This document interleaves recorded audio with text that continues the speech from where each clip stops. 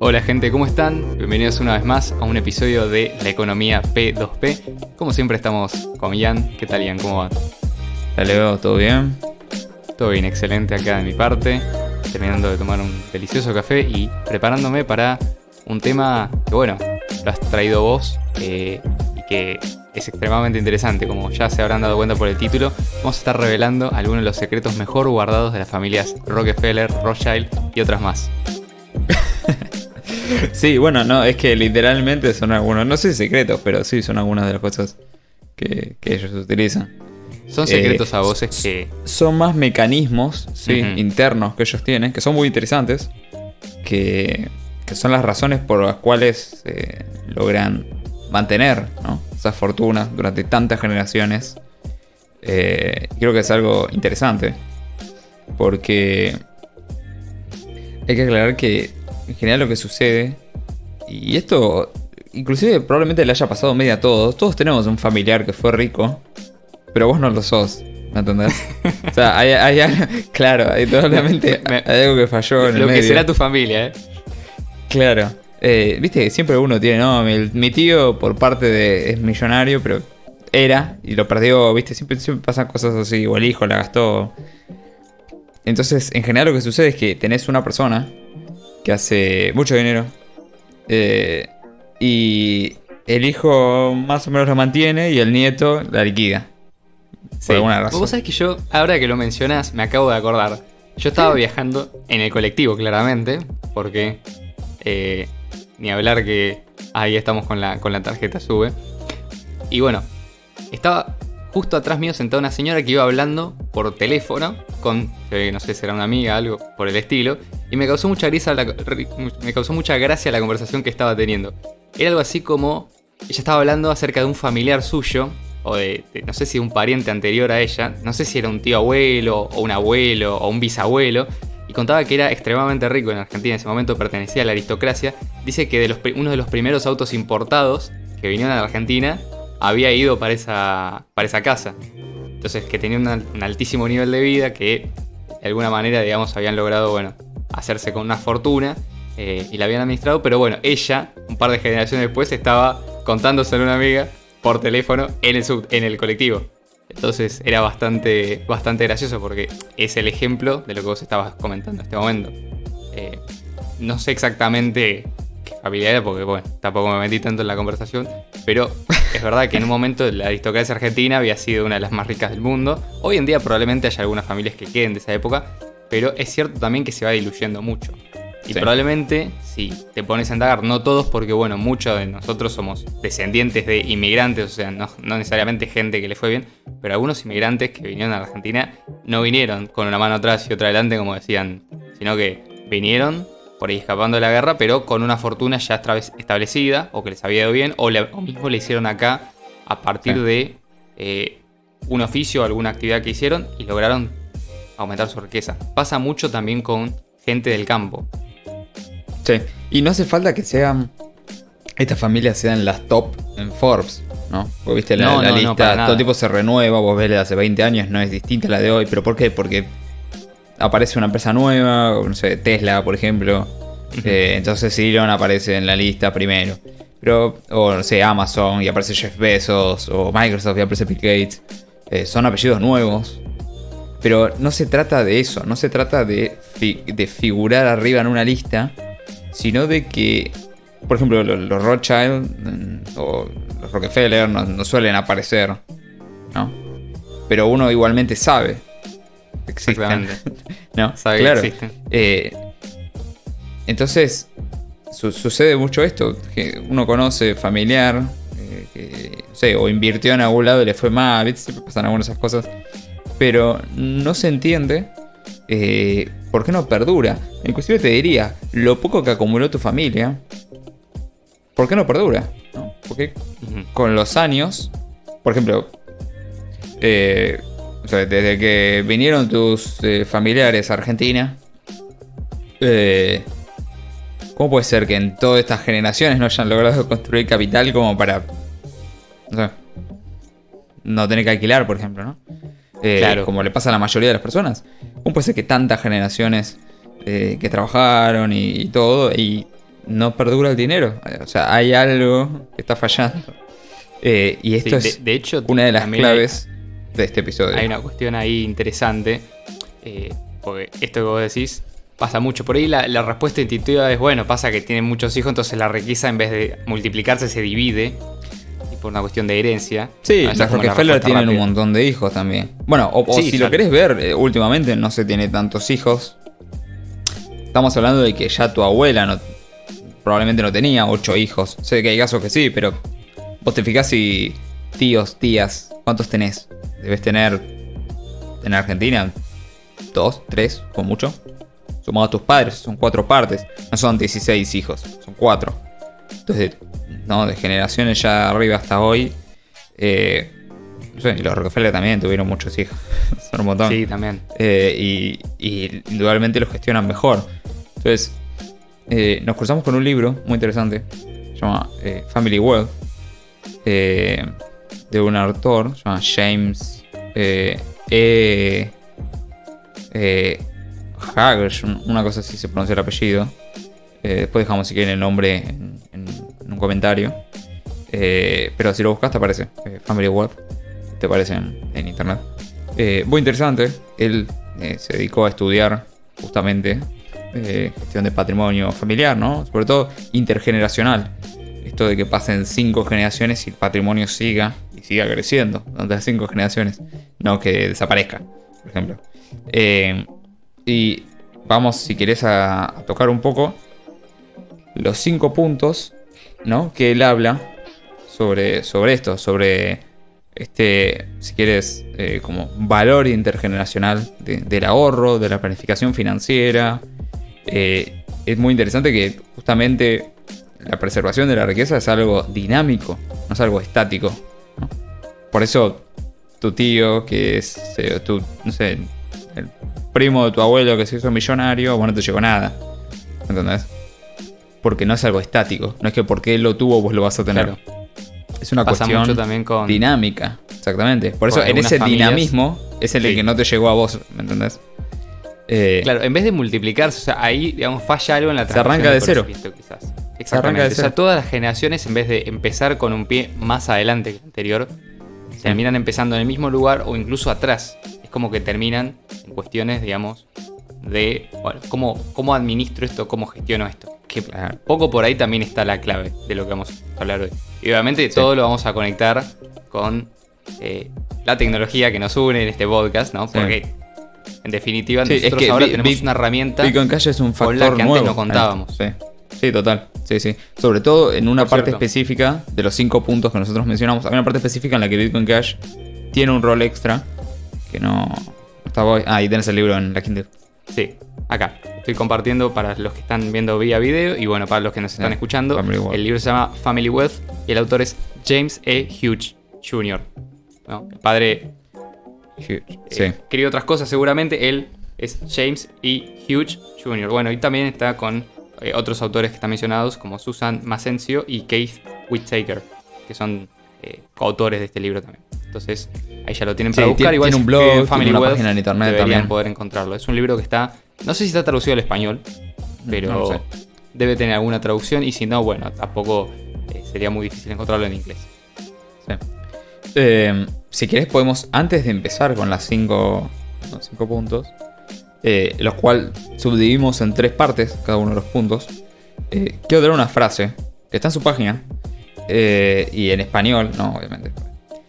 Y él lo que dice es, las familias de afinidad, no las de sangre, serán las que florezcan 5 generaciones en el futuro y puedan imaginar seguir a partir de ahí en una espiral ascendente sin fin de nuevas generaciones florecientes. Muy interesante.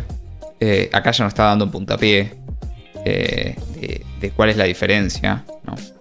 Entonces, él en general lo que hizo fue estudiar familias exitosas. Por ejemplo, él habla mucho de las Rockefeller, porque Sí. es una familia que John Rockefeller hizo la fortuna hace un montón de décadas y se sigue manteniendo y se sigue expandiendo. Entonces Y es un estamos ejemplo hablando de muy claro. una riqueza que inició Estas- desde cero también. Claro, sí, literalmente de cero. Sí, sí, sí. Bueno, inclusive, si no me equivoco, John fue huérfano, se murió el padre. Y tuvo él que ayudar a la madre a bancar la casa. Ya sé que después hay un montón de matices de si bueno o malo o lo que queramos. Sí, si tuvo ayudas exteriores y coactivas o no. Sí, por ejemplo, se metió en el sistema educativo. Todo este tipo de cosas ya lo sabemos. Pero él, como empresario, era una fiera. Literalmente. No vamos a entrar específicamente en cómo hizo el dinero, ¿no? Pero cualquiera que lea un poco de historia y no de conspiración se va a dar cuenta que era un genio. Con los Creo negocios. Que eso igual nadie lo cuestiona. No, un genio total. Entonces, vamos a empezar tocando el primer punto. Y lo que dice es la importancia de los valores familiares, ¿no? Ese sería como el primer gran punto que se menciona en el libro. Lo subdividimos en 3 partes.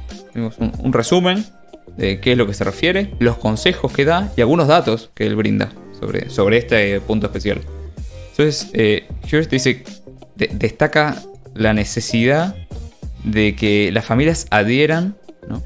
Y fortalezcan sus valores de unidad familiar. Eso es muy interesante. Él dice que hay que, como consejo, lo que da es tratar de fomentar la comunicación abierta, ¿no? Y crear una declaración de la misión familiar, ¿no? Y liderar con el ejemplo. Es algo interesante. Bueno, no sé si en tu caso, por ejemplo... En mi caso, por ejemplo, no, esto es algo que nunca se habló. Pero en mi familia no se suele hablar de la cuestión, bueno, esto es lo que nosotros generamos y así es como lo vamos a mantener, y se arma o se diagrama una especie de plan en conjunto. Sino que es como, bueno, no sé, esto es lo que tenemos, ¿no? Vos seguirás para tu lado, tu hermano seguirá por otro, y así sucesivamente con todos los hijos, digamos. Sí, no se trata de... Se piensa de forma individual, no en conjunto con la familia, en cuanto a no se trata de colectivizar la ganancia familiar. O sea, no se trata de ser una empresa familiar, digamos. Claro, o poner en común todo lo que uno gane. Entonces, no sé, es una cuestión de lineamiento general de la familia, ¿no? Exactamente. Por ejemplo, como dato, él enfatiza el alineamiento del capital financiero, ¿no? El capital humano y lo intelectual de la familia. Eso es interesante también. Después, como segundo punto, él habla de gobernanza familiar.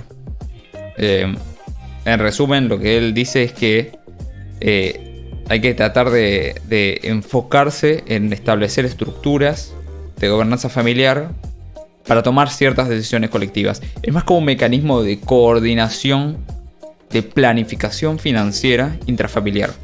Lo cual es interesante también. Como consejo, él da crear consejos familiares, ¿no? Definir roles claros y tener reuniones regulares, ¿no? Significa que todos tengan el mismo voz y voto, pero sí que haya roles claros y que haya cierta regularidad, o que haya regularidad directamente al momento de mantener estas reuniones, ¿no? Es medio una forma de de convertirlo en una corporación en algún punto, el manejo, ¿no? Una junta de accionistas, una cosa así. Como dato, él habla de la inclusión de miembros de diversas generaciones, ¿no? Esto es una parte vital para tratar de tener no solamente distintas perspectivas, ¿no? Sino de empezar a incluir a las nuevas generaciones dentro de la familia. Esto tiene un rol claro y clave. Después él habla de educación. Lo que dice es que claramente es muy importante educar, sobre todo a las generaciones jóvenes. Bueno, ni hablar de las generaciones grandes también, ¿no? Pero supuestamente ya deberían haber estado educadas previamente. Pero es educar a los jóvenes sobre la gestión de la riqueza, ¿no? La responsabilidad, proporcionar educación financiera, ¿no? Y fomentar desarrollo profesional, ética laboral, cosas como la tasa de preferencia temporal, son cosas importantes, ¿no? Esto de pensar a largo plazo o pensar a corto plazo. Por lo que vemos, todo lo que él plantea es todo tasa de preferencia temporal baja, o sea, pensar a largo plazo, Ahora vamos a ver en el siguiente punto justamente este tema de la planificación a largo plazo, porque son números tremendos los que habla. Pero que esto le quede claro a las nuevas generaciones, ¿no? Este lineamiento. Él lo que dice es tratar también de adaptar la educación financiera a las distintas etapas del desarrollo de cada miembro de la familia, ¿no? Es importante que todos entiendan de educación financiera, porque si no, entonces sucede que todo queda en las manos de una generación analfabeta financieramente y pierden todo el dinero. Y no es así. Eso es algo muy importante. Por eso también, no sé si leyeron o vieron, también tiene una serie, La Fundación de Isaac Asimov. En La Fundación, vos tenés Debo un confesar emperador. que tengo que leer un montón todavía que me queda así poco. Bueno, en la Fundación vos tenés Pero un hago emperador. el compromiso junto con el resto de la gente Sí. que nos escucha de leer más libros de Asimov. En la Fundación Asimov, vos tenés un emperador que en realidad es un mismo emperador que se clona. Y vos lo tenés en 3 generaciones en simultáneo, ¿no? Entonces se van transmitiendo el conocimiento. Es el mismo emperador original, clonado sucesivamente, en diferentes edades. Entonces vos tenés a la misma persona, en este caso puedes pensarlo como una familia si querés, ¿no? Tenés al anciano, al que es el emperador de facto, que sería el adulto, digamos, y después tenés el más joven. Sí, joven sería, debe tener 20 y pico. De ahí se ve cómo se va transmitiendo el conocimiento de uno a otro. Y esto es algo que este mismo tipo de sistema es lo que se replicaría en estas familias, sobre todo vía educación financiera, que es algo muy importante, que escasea muchísimo. Y a veces inclusive en tu familia decís, pues, por ejemplo, capaz sabés educación financiera. Pero ¿para qué mi hermana va a saber educación financiera? ¿O para qué mi no sé quién va a saber educación financiera? Lo que sucede también es que como nosotros no venimos de una familia que esté estructurada de esta forma, lo que sucede es que tus abuelos no saben de educación financiera. O tus padres no saben de educación financiera. Entonces tenés que ser vos el que arranque con esto para abajo. ¿Me entendés? O sea, tal vez hay tus cierto padres sí conocimiento quieran, que pero a están tus abuelos de no les interesa. administración doméstica, Sí, es que planificación no es familiar. exactamente lo mismo. No, y educación financiera también, ¿eh? Entender por qué un plazo fijo hoy en Argentina te hace perder todos los meses, ¿me entendés? Está lleno de gente que... y probablemente familiares tuyos hagan plazo fijo en Argentina, cuando perdés todos los meses contra la inflación. Es algo, una cuestión de educación financiera medio básica, ¿no? Planificación financiera, tener un colchón, ¿no? Para en épocas de vacas flacas no tener que tocar la guita invertida. Hay un montón de cosas que son importantes y son importantes de transmitirlas. ¿Para qué? Para que se mantenga lo que vos construiste. Entonces, él habla de planificación a largo plazo, también como cuarto punto. Básicamente lo que él aboga es una planificación patrimonial que considera aspectos legales, fiscales y emocionales, sobre todo. Hay que saber también que, por lo menos dentro de las inversiones, la psicología, te diría, es una parte fundamental. Te diría casi que probablemente dentro de lo más importante. No es una cuestión solamente analítica. No, la cuestión emocional es muy importante. Y es muy importante que se sepa dentro de esta planificación financiera. Porque si no te pasa que toca una generación que no tiene mejor idea que vender, ¿no? La gallina de huevo de oro y gastarla en supuestamente un negocio mágico y perder todo.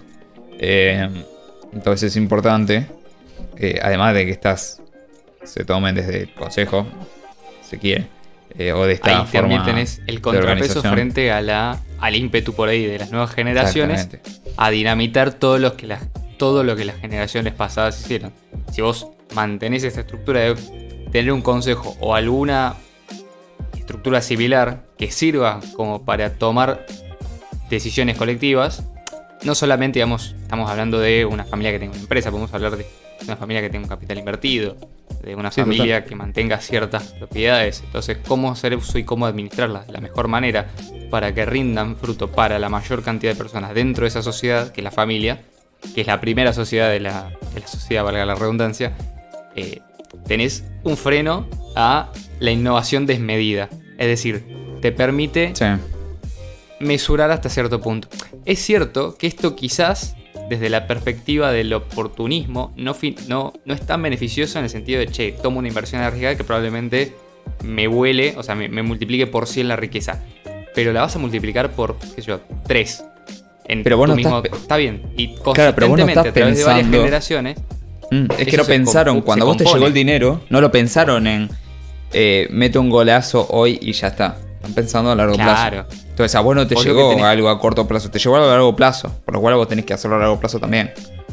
Exacto. Y esto también es muy importante porque la generación de dinero a largo plazo, no solamente, digamos, desde una generación que tiene éxito y después varias que gastan y liman esa riqueza generada, sino que la generación desde pensarlo como un crecimiento sostenido, paulatino y quizás más conservador desde la perspectiva financiera y de inversión a lo largo del tiempo, te permite también hacer crecer la riqueza, que igualmente va a crecer suficiente como para sostener a las nuevas generaciones, darles un estándar de vida incluso mayor que las que tenían las generaciones previas y mantenerles una mentalidad que les permita seguir creciendo.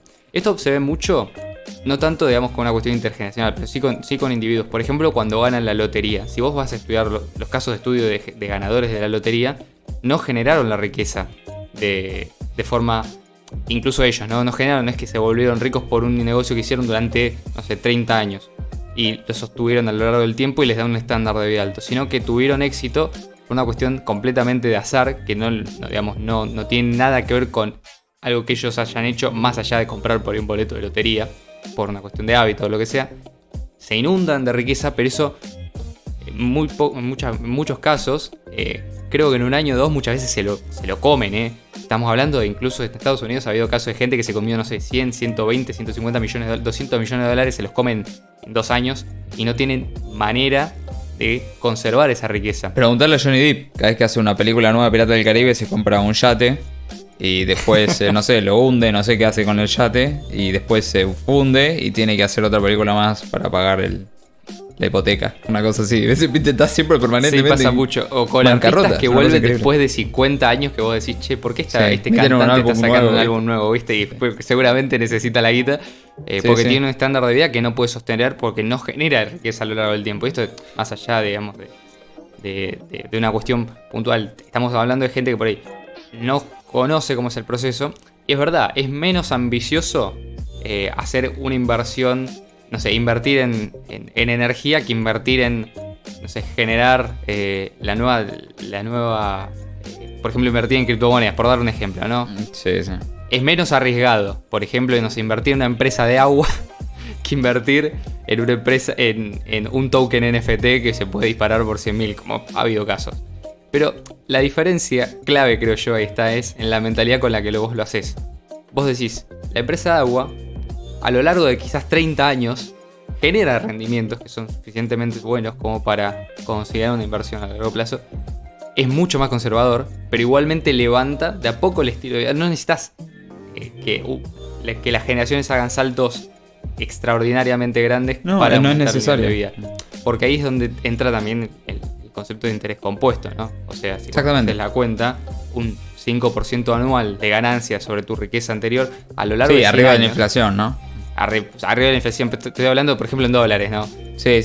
Un 5, 6, un 7%, por ejemplo. A lo largo de 100 años, estás hablando de una multiplicación de riqueza. Agarrar el SP500. Siendo que el SP500 no es la mejor, y siendo que el SP500, por ejemplo, no cuenta dividendos, no cuenta un montón de cosas, sigue dando mucho más.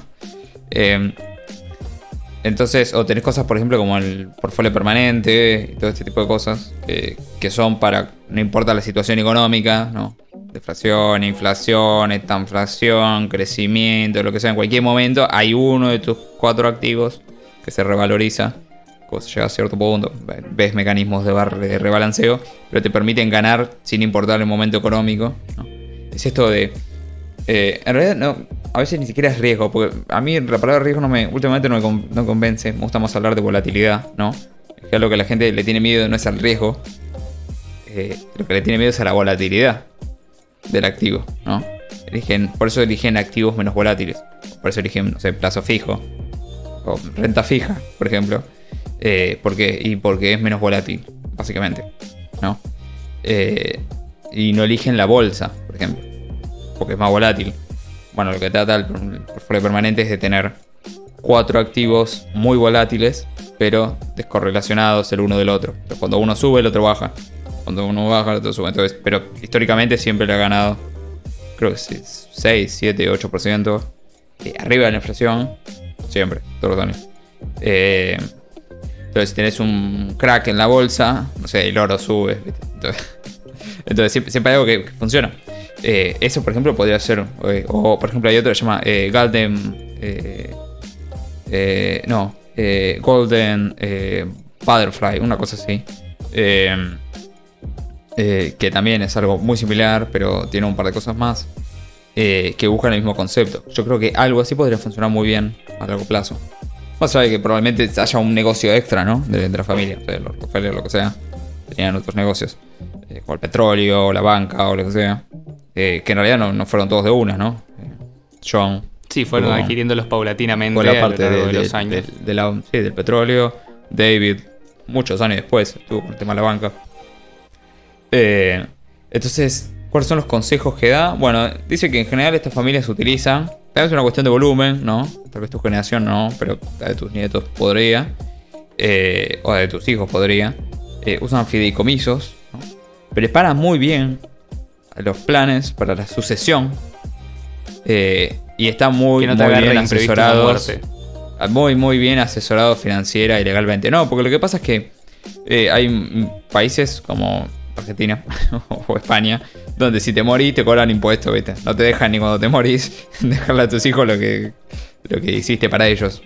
Entonces te cobran impuestos. Entonces lo que hacen probablemente sucesiones antes de la muerte. Cuestión de que si se mueren, no le cobran los impuestos, no les ahorran los impuestos. Pues una de las cosas que más te come a largo plazo son los impuestos, parece, ¿no? Entonces... bueno, había, por ejemplo, en Estados Unidos hay un impuesto que se paga sobre las inversiones. Cuando vos, por ejemplo, no sé, compras un activo, como puede ser una acción, y lo vendés y obtenés una ganancia, que la ganancia se calcula con la diferencia entre el precio de compra y el precio de venta, que de hecho puede no ser una ganancia real, porque, por ejemplo, suponete que compras una acción a $100, al otro año la vendés a $107, pero la inflación ese año en Estados Unidos fue del 7%, en realidad vos no ganaste, pero te cobran un 30% de impuestos sobre la ganancia. Pero acá también te pasa eso. Sí, en todos lados. O sea, y además te cobran la comisión del broker o lo que sea. Además te cobran la comisión del broker, pero olvídate. O sea, estamos hablando de que en realidad ahí vos perdiste plata. Pero ¿qué pasa? Lo que suele suceder, sobre todo con las personas muy ricas, es que mantienen esas acciones a lo largo de muchos años. No las venden nunca, entonces no tienen que pagar impuestos porque no vendieron las acciones.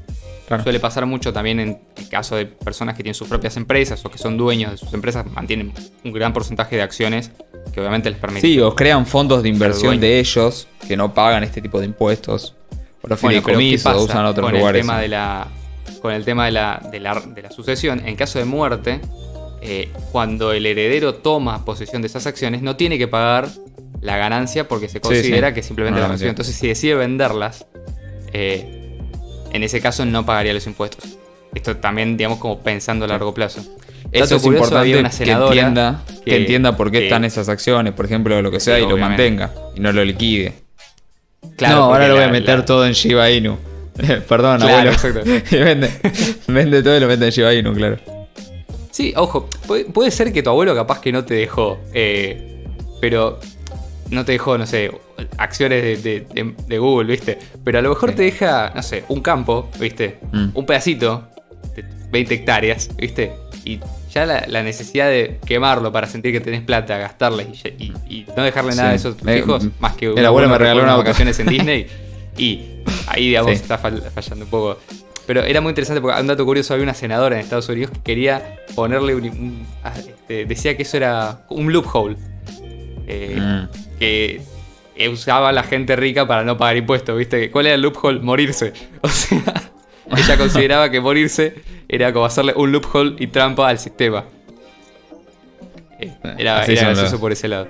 Pero para que sepan que no solamente, o sea, de qué tienen que defender la riqueza también. No solamente las adversidades del mercado y de un hijo irresponsable, o peor, un nieto irresponsable donde ya uno tiene los políticos, ¿viste? Es de los políticos también, es del Estado. Manos porosas, o sea, vos tenés que tener alguna forma de proteger tus activos más allá de una cuestión jurisdiccional. Sí, por pasó eso acá mucho, es muy sobre todo interesante en la Segunda Bitcoin Guerra Cash. Mundial, por ejemplo.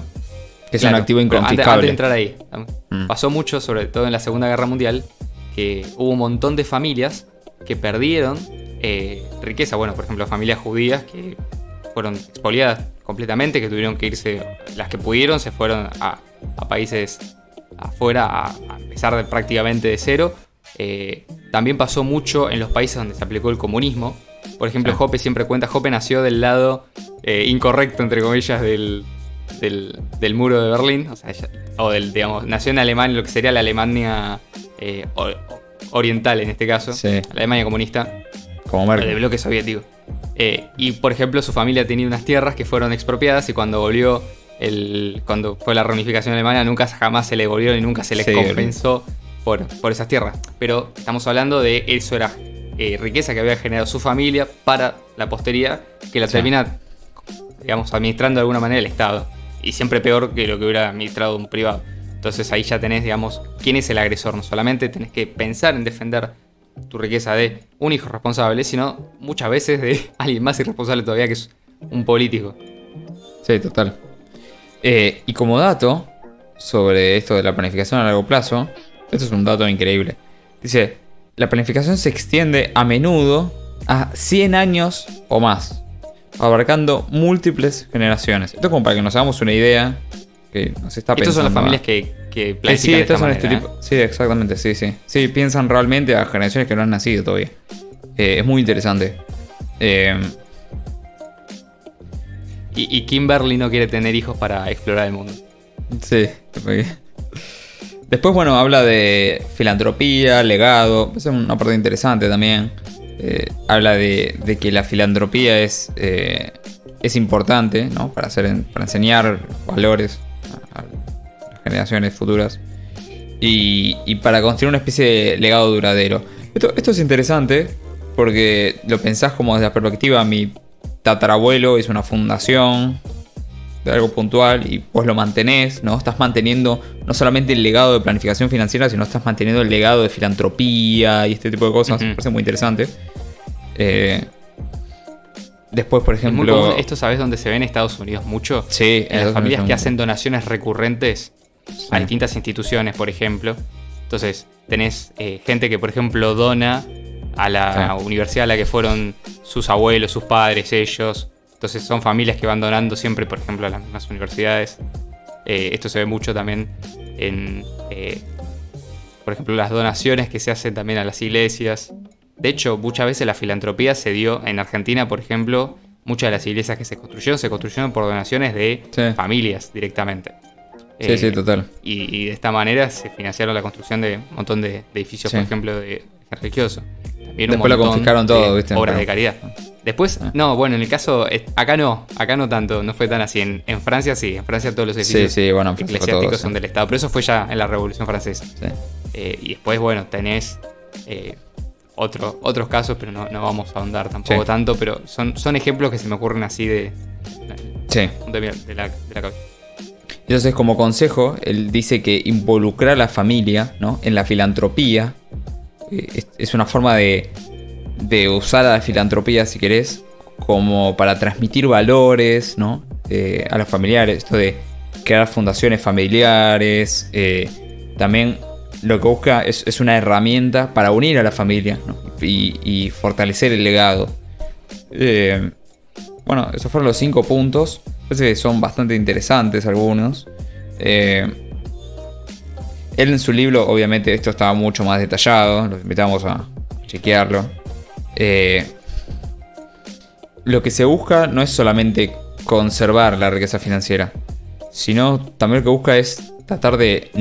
Es una cuestión de valores, ¿no? Es una cuestión de nutrir, preservar los valores familiares, el legado familiar, las generaciones futuras, ¿no? Esto de la planificación con una perspectiva tan larga, 100 años, o más inclusive, es una forma de también pensar más allá de vos, ¿no? Exacto. O más allá de tus hijos inclusive. Sí, es una perspectiva del mundo muy hoppeana, ¿no? Sí, literal. Sí. Inclusive es como muy atractiva en el sentido de, bueno, vos estás pensando en generaciones que ni siquiera nacieron Sí. En un mundo que te invita a hacer absolutamente todo lo contrario. Te invita a pensar en el cortísimo plazo, en el consumir ya y en disfrutar todo lo que vos puedas ahora. Y, de hecho, cuando vos tenés esa mirada actual, te olvidás completamente, por ejemplo, ni hablar de gente que ya deciden o ni siquiera tener hijos o cuando los tiene, ocuparse lo menos posible. Porque ¿cuál es la perspectiva que te dicen? Bueno, si vos hay algo que vos generaste, vos por ejemplo, no sé, generaste tanta riqueza a lo largo de tu vida y te sobró cuando te moriste, hiciste mal las cuentas. O sea, vos te tenés que gastar todo lo que generes vos porque eso es exclusivamente para vos. Sí, sí. O sea, no Eso es lo que quiere el gobierno, básicamente. Exactamente. Sin embargo, vos mirá qué interesante, porque si todas las generaciones previas a vos hubieran dicho eso, y no solamente las generaciones de tu familia, o sea, todos tus ancestros, estábamos hablando de tus 2 padres, tus 4 abuelos, tus 8 bisabuelos, tus 16 tatarabuelos y así. Si todas las generaciones de tu familia hubieran hecho eso, y todas las generaciones de las familias de todos hubieran hecho eso, no estaríamos mejor que en la edad de piedra. ¿Por qué? Porque siempre que hubo un progreso económico, siempre que hubo una innovación, quizás por más pequeña, rudimentaria que sea, fue porque hubo un desarraigo previo, fue porque hubo alguien que decidió no consumir para generar algún bien de capital, para poder mejorar la productividad, para que la próxima generación pudiera subsistir, para que hubiera vida después de uno. Entonces, si nosotros por eso es importante tener esa hijos misma también. Mentalidad, totalmente. Porque si no, ¿a quién le vas a dejar? ¿Al gobierno? Nosotros tenemos esa misma mentalidad. Nosotros no solamente no vamos a construir nada, sino que vamos a empezar a consumir todo el capital sobre el cual está montada la sociedad. Y eso obviamente es peligroso porque te genera un retroceso. Más allá después de que haya gente que no haga eso, que todavía digamos son la mayoría, pero si realmente la sociedad se tomara en serio ese mensaje de consumir todo lo que puedas ahora porque te vas a morir, Sí. y después no hay nada, entonces, bueno, más vale que por lo menos cuando te moriste que hayas disfrutado entre comillas todo lo que puedas. Eso te genera una sociedad de gente que no solamente no piensa en las generaciones futuras, sino que consume todo lo que puede. Todo lo que generaron mis ancestros lo consumo, todo lo que yo genere lo consumo. Entonces no dejo absolutamente nada y gasto en placer instantáneo, lo más instantáneo que se pueda. Sí, Esto también total. es interesante porque estamos hablando de cómo sería, digamos, la antiestructura que contrario a cómo se genera la sociedad hoy en día. Sí, totalmente. ¿Y cómo entra a todo esto Bitcoin Cash? ¿No? Porque no quería que nos lo fuéramos sin tocar ese tema. Sí, sí. Es que Acá hay justamente algo. uno de los peligros a largo plazo es, bueno, si querés hablarlo, pero justamente es eso, es el hecho de una adversidad muy grande, como la confiscación masiva. Por eso es importante también estar medio diversificado en el mundo entero, ¿no? Y Bitcoin Cash justamente es un activo global, no es un activo local, si querés. Exacto. De hecho, no solamente te sirve para preservar la riqueza a largo plazo, sino que te sirve también para esconderla, inclusive. Y acá los remito al primer episodio de la economía P2P, que es Bitcoin Cash cambia la mentalidad de los ricos. Que Total. obviamente, bueno, si lo van a escuchar, yo los invito a que lo vayan a escuchar. Si lo van a escuchar va a ser un poco diferente al formato actual. Pero igualmente el contenido creo que está bueno porque es como la visión de qué pasa ahora con las familias. Y bueno, tienen que planificar en público. Sos una familia multimillonaria, o ni siquiera multimillonaria, pero tenés un cierto estándar de vida por encima de la media y vas a figurar. Por ahí no para todo el mundo, porque por ahí podés ser medio recatado en el sentido de no hacer ostentación de la riqueza, que de hecho me parece algo prudente y me parece también un buen valor para transmitir, porque tener riqueza no significa necesariamente hacer ostentación de consumir. Consumir exactamente para mostrar que uno es más. O sea, simplemente vos tenés riqueza para tener un mejor estándar de vida, pero eso no necesariamente viene acompañado de la ostentación y de porque ya estás, digamos, de nuevo volviendo a pensar en cuestiones temporales, en que el resto de la sociedad me vea mejor y no en realmente crear valores que perduren a largo plazo. Porque en definitiva, si vos te va mal, eso se derrite en 10 minutos. O sea, toda la atención que recibías la vas a perder prácticamente al segundo. Sino que vas a tener, digamos, una forma de preservar la riqueza con Bitcoin Cash que va a perdurar de forma quizás invisible. O sea, hoy en día toda la riqueza es visible, por lo menos para el gobierno, para el Estado, para el burócrata, para el la gente que trabaja en las oficinas tributarias, pero ahora con Bitcoin Cash y podés tener familias extremadamente ricas inclusive, con amplia disponibilidad de recursos, que eligen administrarlo de una manera en la cual esto no figura. Inclusive, por ejemplo, también podrías tener que los mercados financieros, o la participación en los mercados de activos financieros, ya no dependa de pasar por instituciones como las bolsas de comercio o los brokers, sino que directamente puedas, vía, por ejemplo, contratos inteligentes, hacer transacciones y comprar activos, incluso sintéticos, que repliquen el precio y el movimiento de otros activos, como por ejemplo, no sé, acciones, bonos, no sé, otro tipo, digamos, de activos que no sean necesariamente Bitcoin Cash, pero que sí, gracias a la tecnología, gracias a la programabilidad, gracias a la posibilidad de hacer interacciones con cualquier persona en cualquier parte del mundo, sin necesidad de que estas dos personas se conozcan, sin que A conozca a B y B conozca A, Sí. vas a poder tener, digamos, una administración de la riqueza muy similar a como la tenés ahora, pero completamente escondida. Entonces, qué interesante, ¿no? Porque ahora la familia cuenta con una herramienta más con la que hasta hace poco no contaba. Obviamente esto también abre, ¿no?, un nuevo capítulo de, bueno, cómo generar y cómo administrar esa riqueza. Es muy difícil, ¿no?, en el sentido de acceder a esa riqueza desde afuera, pero también vos como familia tenés que ser responsable, porque estamos hablando que, por ejemplo, se te fugan las claves privadas y directamente, digamos, perdés toda la riqueza. Entonces tenés que tener cierta educación, no solamente financiera, sino técnica, para poder disponer de esa riqueza correctamente. Sí, total. Entonces sería interesante que en una futura edición de Family Wealth el tipo incluya algún consejo sobre cómo administrar, por ejemplo, no sé, Bitcoin Cash específicamente, o cualquier tecnología que funcione de una manera similar. ¿Por qué? Porque, bueno, es una herramienta más que se va a empezar a utilizar, creo yo, cada vez más, para que las familias mantengan la riqueza a lo largo del tiempo. Totalmente. Así que bueno, chicos, saben que tenemos Patreon, que está en la descripción. Se pueden suscribir, están todos invitados.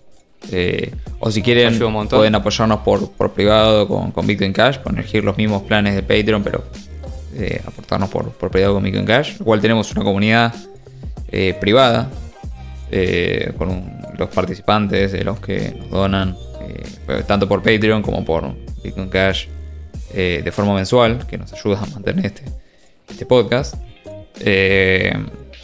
Y bueno, muchas gracias, Leo. Saben que se pueden suscribir, denle like, compartan, por favor, ayuda un montón. Y nos vemos. Gracias a vos, Ian, por el tema. Y nos vemos el viernes que viene. Chau.